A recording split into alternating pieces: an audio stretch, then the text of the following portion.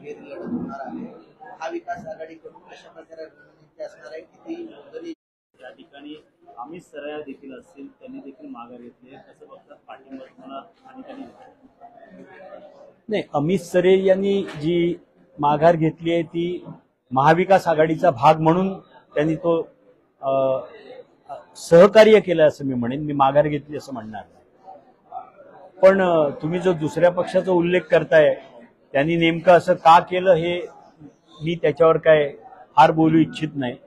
पण मतदारांना मात्र कळेल की आधी हे काय म्हणाले होते, त्यांची प्रतिक्रिया काय होती त्या उमेदवाराबद्दल, आणि नंतर त्यांनी पाठिंबा का दिला हे मला वाटतं मतदार सुज्ञ आहेत, पदवीधर आहेत, त्यांना अधिक चांगल्या पद्धतीने कळतंय आणि ते आम्हाला पुरेसं आहे. मला वाटतं म्हणजे आमचं मतदान वाढण्यासाठी त्याला निश्चित मदत होईल अशी मला खात्री आहे. लोकसभेमध्ये मनसे उमेदवार दिला नव्हता, मात्र पुन्हा आता उमेदवार दिला तर त्यांच्यामध्ये देखील आपापसात नाराजी दिसून येते.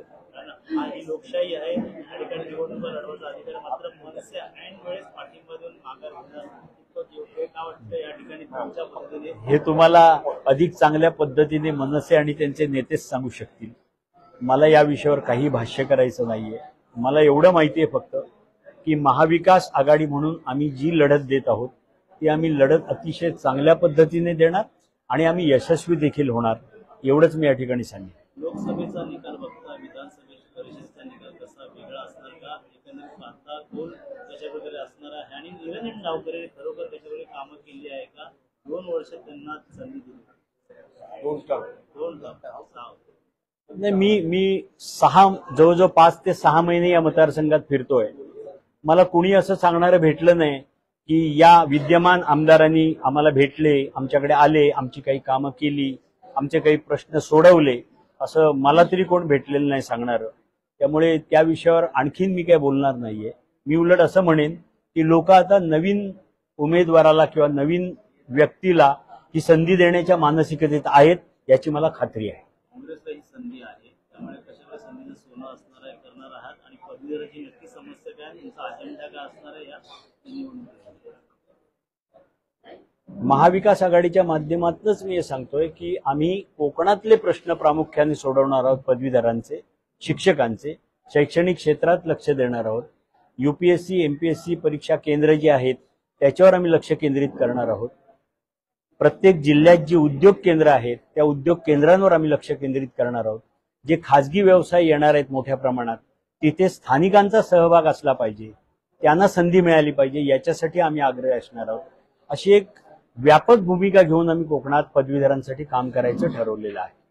लोकसभेच्या निवडणुकीचा विधानसभेचा कौल जो आहे तो महाविकास आघाडीकडे जास्त दाखवला. 158 जागा महायुतीकडे कमी जागा. कसं बघतात ते गणित आणि हे गणित कसं असतं?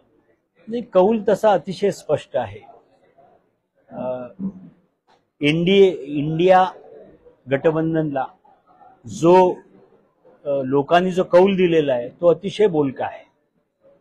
म्हणजे आपल्या सर्वांना माहिती आहे की किती चांगल्या पद्धतीचं यश इंडिया आघाडीला मिळालेलं आहे.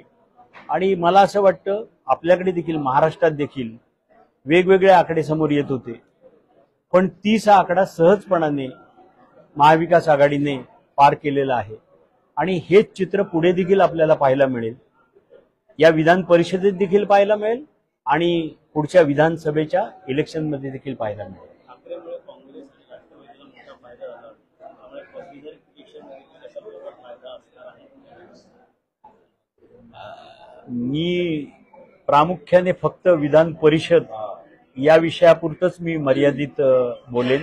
मात्र लोकसभेचं गणित बघता विधान परिषदेकडे कसा कौल असणार आहे, त्यामुळे नक्कीच उमेदवारांचे किती अर्ज तुम्ही आतापर्यंत भरण्यात आलेले आहे आणि त्याच्यावर टीम हे काम करत आहे पूर्णतः कोकण कमी?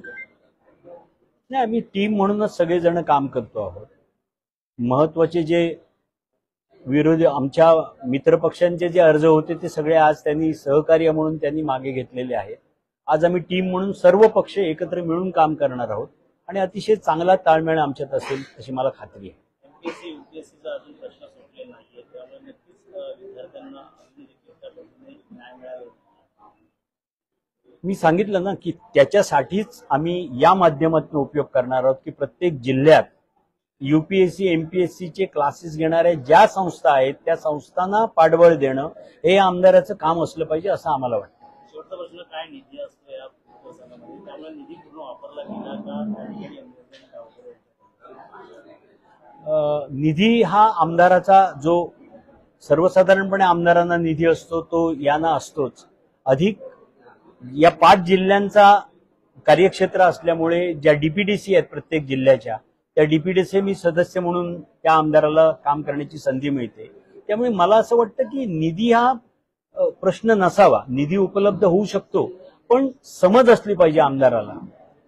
हे कळलं पाहिजे की मी कुठल्या क्षेत्रासाठी आमदार म्हणून निवडून आलो आहे, माझं नेमकं काम काय आहे आणि त्याची व्यापकता लक्षात आली पाहिजे. ती आली की निधीची कमतरता हा प्रश्न असू नये, नसावा आणि आमच्यासाठी तर तो निश्चित नसेल.